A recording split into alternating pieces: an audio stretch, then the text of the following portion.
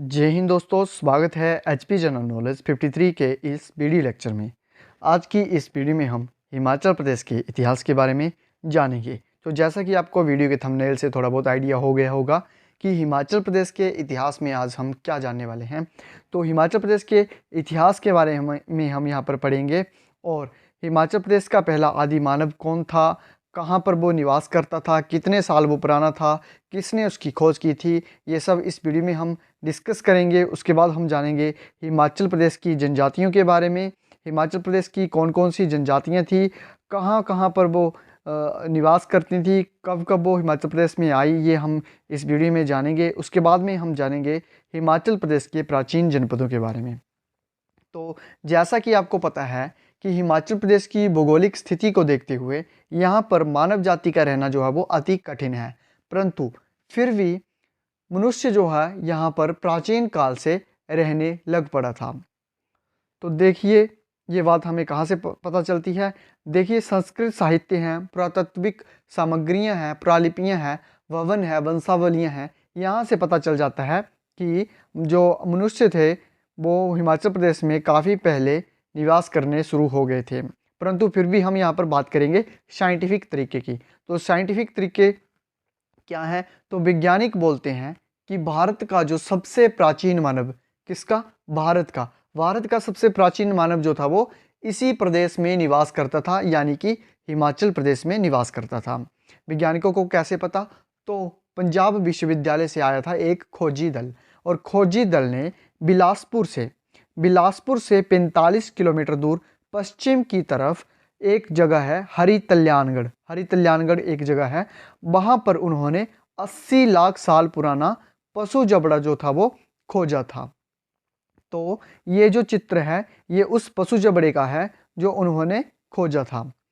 तो इसके बाद में इसी जगह पर शिवालिक पहाड़ियों में एक मानव फॉसिल मिला है। चित्र में आप देख सकते हैं ये जो है ये मानव फॉसिल है जो कि शिवालिक पहाड़ियों में मिला है, और ये माफ़ कीजिएगा ये 140 लाख साल पुराना है।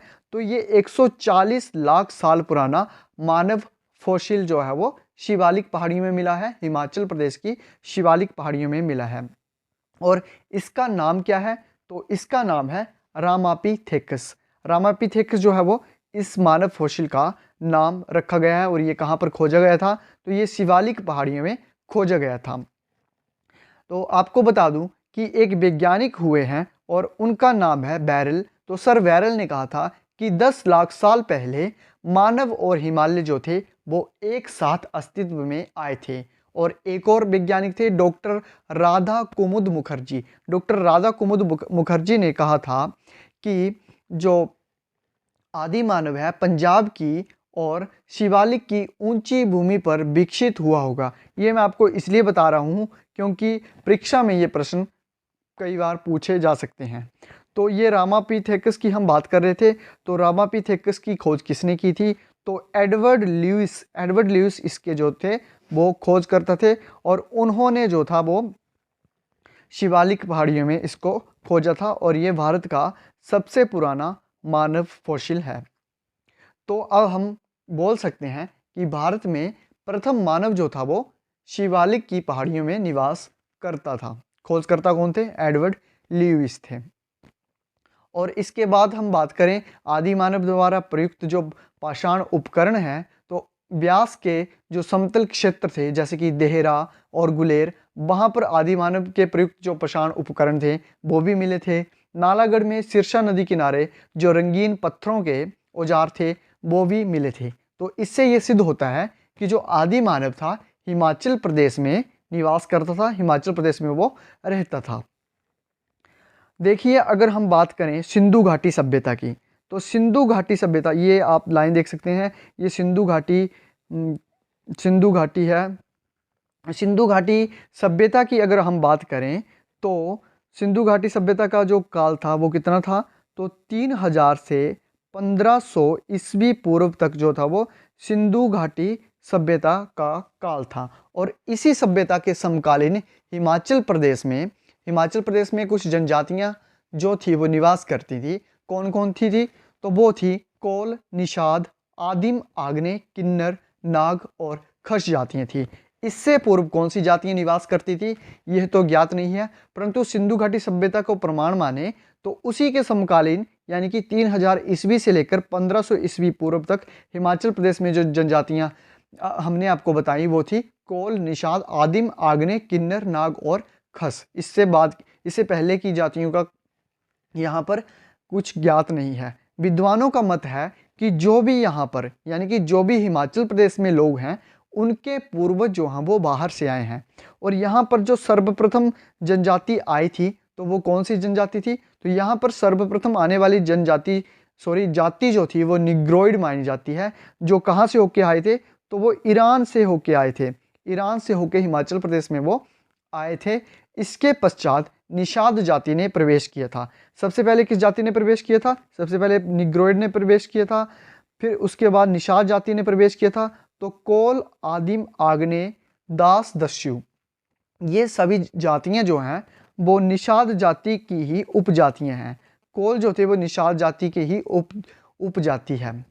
प्रागैतिहासिक काल में सिंधु घाटी के बाहर यानी कि यहाँ पर सिंधु घाटी के बाहर जो थे वो कुछ लोग निवास करते थे। और भारत में यहाँ पर भारतीय गंगा मैदानों में यहाँ पर भी कुछ लोग निवास करते थे। और जब यहाँ के लोग जो सब जगह फैलने लगे, यहाँ पर जो लोग निवास करते थे तो वो सब जगह फैलने लगे, तो जाहिर सी बात है कि वो यहाँ पर भी आए होंगे। और यहाँ पर जो लोग बस रहे थे इन्होंने सिंधु घाटी के लोगों ने, यहाँ पर कौन से लोग बसते थे, जो भारत के गंगा के मैदान थे उसमें कौन से लोग बसते थे, तो यहाँ पर बसते थे कोल और मुंडभासी लोग भी कहते थे उनको, मुंडभासी भी कहते थे। कोलार क्षेत्र के लोग भी उनको कहा जाता था।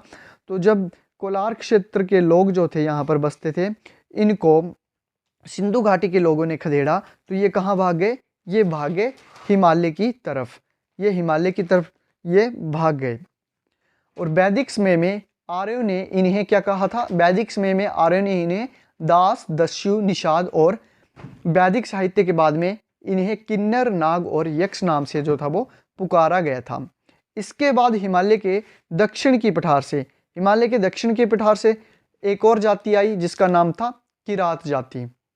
किरात जाति के लोगों का आगमन हुआ और किरातों के साथ ही दूसरी जाति भी भारत आई जिसको द्रविड़ कहा जाता था। और द्रविड़ जो थे वो कहाँ से आए थे, तो दक्षिण पश्चिम से जो थे द्रविड़ आए थे भारत में। द्रविड़ अभी यहाँ पर टिके भी नहीं थे कि भारत में एक और जाति आ गई थी और वो जाति थी आर्य जाति जो थी वो द्रविड़ों के आने के एकदम से बाद हिमाचल प्रदेश में आ गई थी। तो सबसे पहले कौन सी आई थी, निग्रोइड, फिर उसके बाद आए थे निषाद के बाद आए किरात, फिर आए द्रविड़ अभी टिके भी नहीं थे, यहाँ पर उन्होंने अपने पाम जुआए भी नहीं थे कि आर्य यहाँ पर आ गए थे। तो आर्य जो थे वो दो प्रकार के थे, दो टाइप के थे। पहले आर्य कौन से थे, तो आपको बताता हूँ। जो पहले आर्य थे वो पामीर पर्वत को पार करके आए थे। इस वीडियो को थोड़ा सा जूम करता हूँ, तो जो ये पामीर पर्वत आप देख रहे हैं ये, तो एक पहले जो आर्य थे वो यहाँ से होके आए थे। पहले आर्य जो थे पामीर पर्वत को पार करके आए, फिर ये कहाँ घुसे, फिर ये कश्मीर में आए और कश्मीर से आए ये हिमाचल प्रदेश में। ये जो थे ये युद्ध में निपुण थे और खस या क्षत्रिय जो था इनको कहा जाता था। इनके जो मुखिया थे उनको मावी या फिर मावना कहकर जो था वो पुकारा जाता था। तो ये तो थे एक प्रकार के आर्य। और दूसरी प्रकार के जो आर्य थे, दूसरी पार्टी जो थी वो कहाँ से होके आई थी, तो दूसरी पार्टी जो थी वो आई थी हिंदुकुश पर्वत से। तो हिंदुकुश पर्वत से ये आए थे, यहाँ से ये आए, फिर यहाँ से ये चले गए कहाँ, सिंधु घाटी में। सिंधु घाटी से फिर ये कहाँ चले गए, यहाँ से ये होके आए सिंधु घाटी में चले गए और सिंधु घाटी से ये पंजाब में गए, फिर पंजाब से ये हिमाचल प्रदेश में चले गए। और इन्होंने जो था सिंधु घाटी को क्या कहा था, सप्त सिंधु यानी कि 7 नदियों वाली घाटी कहा था। तो दो प्रकार के आर्य थे। पहले आर्य कौन थे, जो आए थे पामीर पर्वत को पार करके, और दूसरे आए थे हिंदुकुश पर्वत को पार करके। ये देखिए जो पहले आ रहे थे वो पामीर पर्वत पार करके आए कश्मीर से, और कश्मीर से फिर हिमाचल में। युद्ध में ये निपुण थे, मुखिया इनका मावी या फिर मावना कहा जाता था। और ये जनपदों में रहते थे, वितरित थे जनपदों में। दूसरे थे आर्य, उनको वैदिक आर्य भी कहा जाता था। ये आए थे ईरान से होते हुए आए, और फिर हिंदू कुश पर्वत, फिर सिंधु, फिर पंजाब, फिर हिमाचल में सिंधु घाटी को इन्होंने क्या कहा था, तो सिंधु घाटी को इन्होंने सप्त, जैसे कि वीडियो में मान लेते हैं ये हिमालय क्षेत्र है, और ये पामीर पर्वत है, ये हिंदुकुश पर्वत है, और ये सिंधु घाटी का क्षेत्र है। तो सिंधु घाटी क्षेत्र में सिंधु घाटी क्षेत्र के लोग रहते थे। यहाँ पर जो लोग रहते थे उनको कहा जाता था मुंडभाषी कोलार क्षेत्र के लोग। तो जब सिंधु घाटी क्षेत्र के लोग सब जगह फैलने लगे थे, तो वो यहाँ पर भारतीय गंगा मैदानों की तरफ भी आए, और यहाँ पर उनका सामना किससे हुआ, मुंडभाषी कोलार क्षेत्र के लोगों से हुआ, जिनको कोल किन्नर किरात भी कहा जाता है। उनसे उनका सामना होता है। सिंधु घाटी क्षेत्र के लोग इनको हरा देते हैं, और ये इनको खदेड़ देते हैं। किस तरफ, ये भाग आते हैं हिमालय की तरफ। हिमालय की तरफ आकर ये यहाँ पर बसने लग पड़ते हैं। और यहाँ से पामीर पर्वत से एक, जैसे कि हमने आपको बताया था, आर्यों की एक टुकड़ी आई थी, वो पामीर पर्वत से होकर आई थी, तो वो भी यहाँ पर इनके साथ आकर बसकर रहने लग पड़ती है, अपने आप को संगठित कर लेती है, और इनका एक राजा बन जाता है, कोल किन्नर किरात। और जो यहाँ से आए थे आर्य, आर्य तो नहीं बोलते हैं उनको खस या फिर क्षत्रिय कहा जाता है। तो खस या क्षत्रिय, वो भी इनके साथ संगठित होकर रहने लग पड़े, और इनका एक राजा बन जाता है। राजा जो था उसका नाम था सांबर। सांबर के पास किले थे, कितने किले थे, 100 किले। सांबर के पास 100 किले हो जाते हैं, जिसको कहा जाता है, कुछ बुक्स में 99 किले इसके बताए गए हैं, परंतु उसके पास 100 किले थे, और उसको कहा जाता था सोपुर दुर्ग। और सांबर जो था उसको पहाड़ों का राजा कहा जाता था। सांबर जो था कोल जाति का नहीं था, ये किरात या फिर खस था। किन्नर किरात या फिर ये खस था, अपितु ये कोल नहीं था। इस जाति से ये संबंध नहीं रखता था।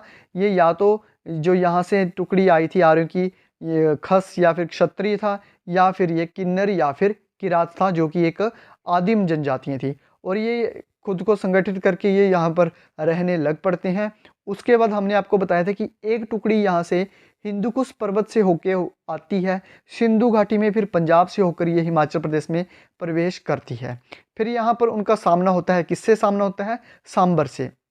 ये जो टुकड़ी आई थी, जिनको वैदिक आर्य कहते हैं, जो सेकंड टुकड़ी थी, उसका जो नेता था वो था दिवोदास।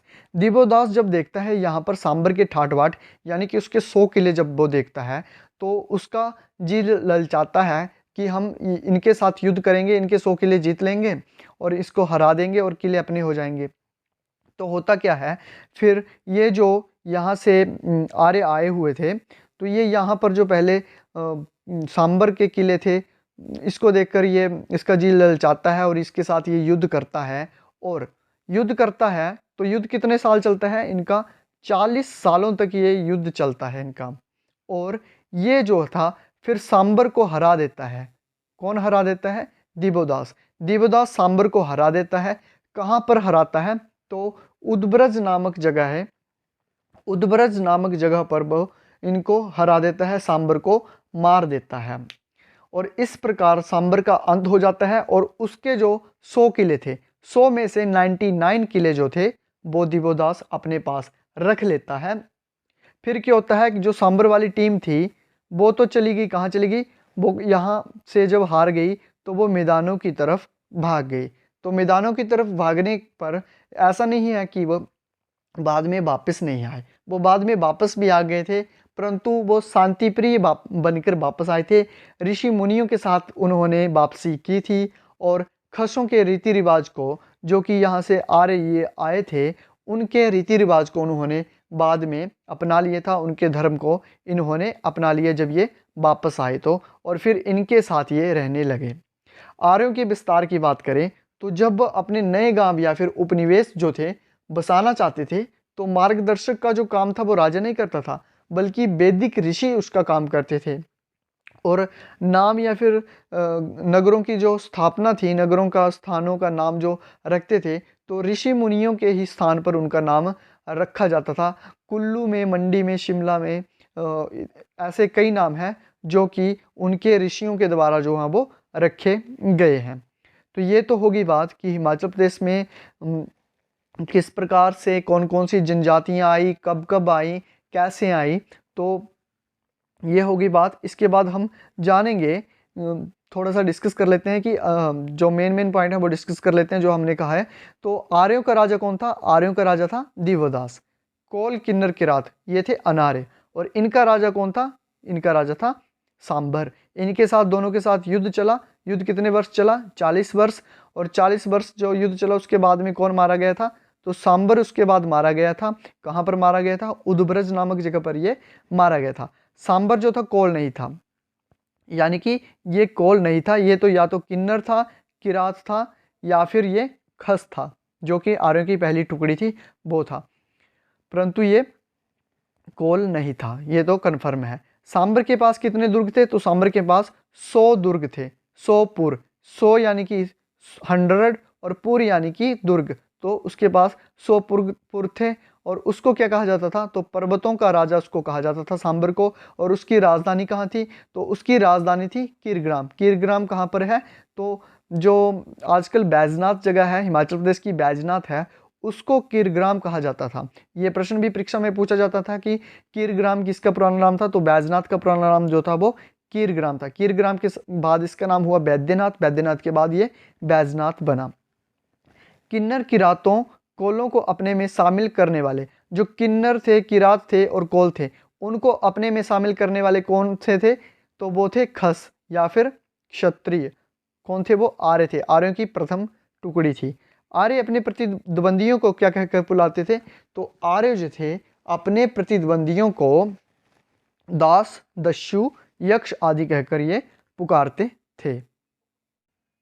देखिए, अब हम यहाँ पर डिस्कस करेंगे हिमाचल प्रदेश के प्राचीन जनपद। तो हिमाचल प्रदेश के 4 प्राचीन जनपद थे। एक था त्रिगर्त, औदुंबर, कुलूत और फिर कुलिन। इसको हम डिस्कस बाद में करेंगे।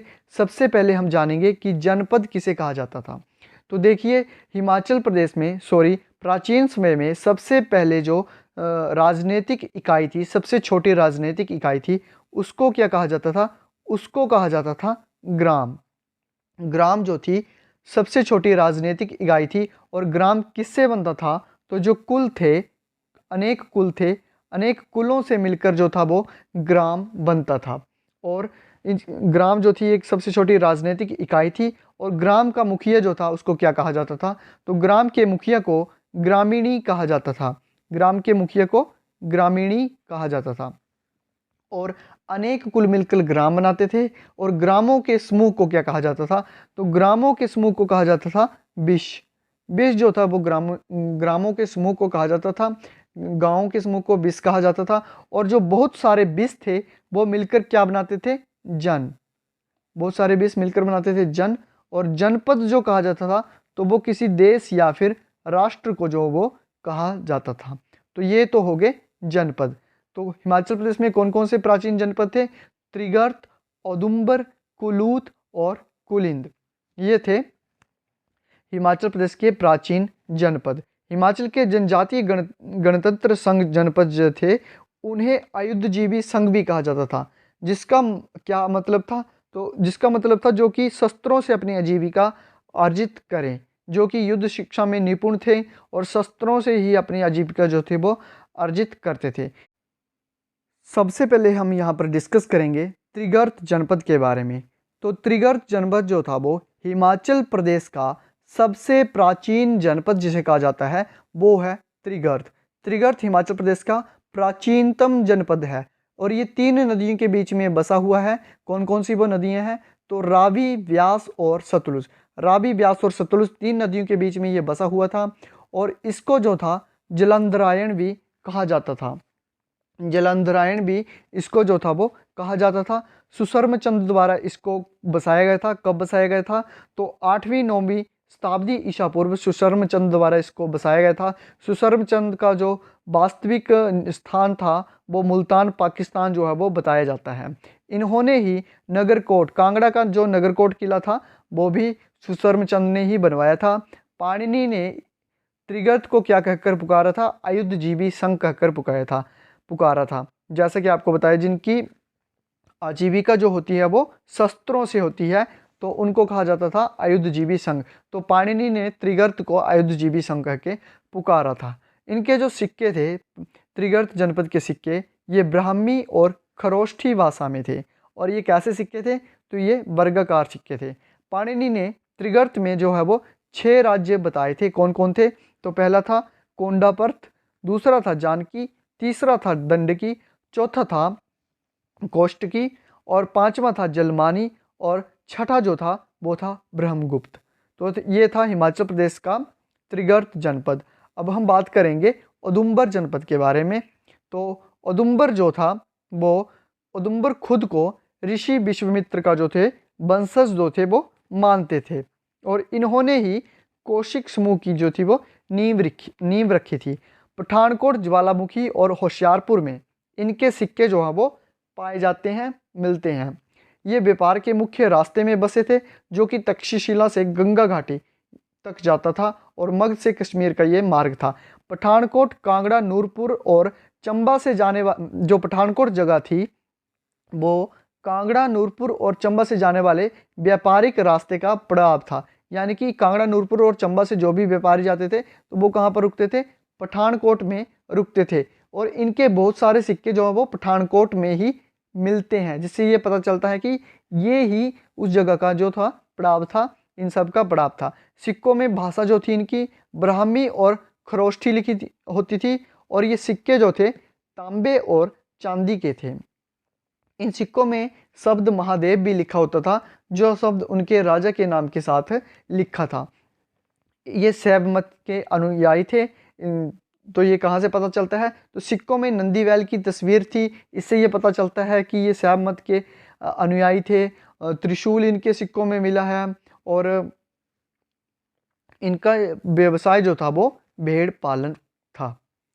अब देखते हैं अगला जो जनपद था। तो अगला जो जनपद था वो कोलूत जनपद था। कोलूत जनपद जो था वो त्रिगर्त जनपद का पड़ोसी था और इसके साथ में ही कुनिंद जनपद भी था जो था बसा हुआ था। ये कहाँ पर था? तो ब्यास नदी की ये ऊपरी घाटी में ये फैला हुआ था। किसने इसकी स्थापना की थी? तो विहंगमणि पाल ने इसकी स्थापना की थी और इनके सिक्कों में जो था राजना कुलूतस्य वीर्यस का नाम होता था, जिसका अर्थ होता था बलशाली राजा। सिक्कों में एक तरफ संस्कृत और दूसरी तरफ खरोष्ठी और प्राकृत भाषा जो थी वो लिखी हुई थी। प्रथम राजधानी इन्होंने कौन सी बनाई थी? तो प्रथम राजधानी इन्होंने जगतसुख, जिसको नास्त भी कहा जाता था, वो बनाई थी। फिर इन्होंने नग्गर बनाई और उसके बाद में इन्होंने सुल्तानपुर को अपनी राजधानी बनाया था। अगला जो प्राचीन जनपद था वो था कुलिंद जनपद। तो कुलिंद जनपद जो था वो ब्यास नदी के ऊपरी भाग से यमुना नदी तक फैले हुए हिमालय में ये स्थित था। शिमला और सोलन जिलों के क्षेत्र जो है वो कुलिंद में ही आते हैं। महाभारत में वर्णित है कि अर्जुन ने जो था कुलिंद लोगों पर विजय प्राप्त की थी। आधुनिक समय में जो कुलिंद को है वो कनैत जो है वो कहा जाता था। इनके सिक्के कैसे थे? तो इनके सिक्के तांबे और चांदी के सिक्के थे। तांबे के सिक्के में एक तरफ प्राकृत और दूसरी तरफ खरोष्ठी लिखी हुई थी और चांदी के सिक्के पर ब्राह्मी भाषा जो थी वो अंकित होती थी। इनके सिक्के कहाँ कहाँ मिले हैं? तो इनके सिक्के जो मिले हैं वो अंबाला और सहारनपुर की पहाड़ियों में मिले हैं। तो इनके सिक्कों में क्या लिखा हुआ था? तो इनके सिक्कों में राजना कुनिंदस्य अमोघ भूतिस्य लिखा होता था, जिसका अर्थ था कुलिंद जनजाति का प्रत्येक सदस्य जो था वो राजा तथा मुखिया यानी कि महाराजा कहलाता था। इनके अन्य सिक्कों में अमोघ भूति भी लिखा होता था, जो किसी व्यक्ति नहीं बल्कि एक आधिकारिक पद का नाम था। तीसरी शताब्दी में शकों के आने से क्या हुआ? कुलिंद लोगों ने जो थी वो अपनी स्वतंत्रता खो दी और कुषाण साम्राज्य के पतन के साथ ये दोबारा अस्तित्व में आए थे। इनकी एक रियासत, सबसे छोटी रियासत जो थी वो कीरतपुर है, जो कि एक इलाहाबाद शिलालेख है उसमें बताया गया है कि इनकी जो सबसे छोटी रियासत थी एक कीरतपुर, उसका नाम था। कुषाण साम्राज्य के पतन के बाद में ये दोबारा अस्तित्व में ये आ गए थे। तो ये थी हिमाचल प्रदेश के प्राचीन जनपद। अब यहाँ पर देखते हैं कुछ प्रश्न इससे रिलेटेड जो वीडियो में हमने पढ़ा। तो आर्य राजा दिवोदास का मुख्य सलाहकार कौन था? इसके 4 ऑप्शन दिए हैं: पाणिनि, ऋषि भारद्वाज, कपिल मुनि, मेगस्थनीज। तो कौन था? तो आर्य राजा दिवोदास का जो मुख्य सलाहकार था वो कौन था? तो ऑप्शन बी ऋषि भारद्वाज जो था वो इसका मुख्य सलाहकार था। अगला प्रश्न है, इसमें पूछा है कि हिमाचल प्रदेश की दूसरी सबसे पुरानी रियासत कौन थी? देखिए, पहली जो सबसे पुरानी रियासत थी वो तो थी त्रिगर्त, और दूसरी जो सबसे पुरानी रियासत थी वो थी कुलूत। तो ऑप्शन बी जो है बिल्कुल सही जवाब होगा कि दूसरी सबसे पुरानी रियासत कौन सी थी? कुलूत सबसे पुरानी रियासत थी। अगला प्रश्न है, अपने प्राचीनतम ढांचे के लिए प्रसिद्ध गांव जिसका नाम सिकंदर के साथ जोड़ा जाता है। तो सिकंदर के साथ किसका नाम जोड़ा जाता है? तो मलाना। मलाना जो है अपने प्राचीनतम लोकतंत्र के लिए भी ये प्रसिद्ध है। तो ऑप्शन सी जो है बिल्कुल सही जवाब होगा। अगला प्रश्न है, किस धर्म ग्रंथ के अनुसार कोल, किरात, यक्ष और नाग जैसी अनार्य जनजातियां जो थी हिमाचल प्रदेश में आर्यों से पहले बसी हुई थी? तो ये किसने कहा है? तो ये पता चलता है हमें ऋग्वेद से। अगला प्रश्न है, इसमें पूछा गया है कि ऋग्वेद में वर्णित 10 राग क्या है? तो ये क्या है? इसके बारे में आपने हमें कमेंट सेक्शन में बताना है कि ऋग्वेद में वर्णित 10 राग क्या है। क्या ये इंद्र की स्तुति में शास्त्रीय राग है, या फिर सूर्य की स्तुति में एक मंत्र है, पृथ्वी की स्तुति में 10 पंक्तियों का राग है, या फिर 10 आर्य राजाओं का युद्ध है? ये आपने आंसर हमें कमेंट सेक्शन में बताना है, और हमें यह भी बताना है कि आपको हमारी वीडियो कैसी लगी। नेक्स्ट वीडियो में जल्द ही मिलते हैं आपके साथ, तब तक के लिए नमस्कार, जय हिंद, जय भारत।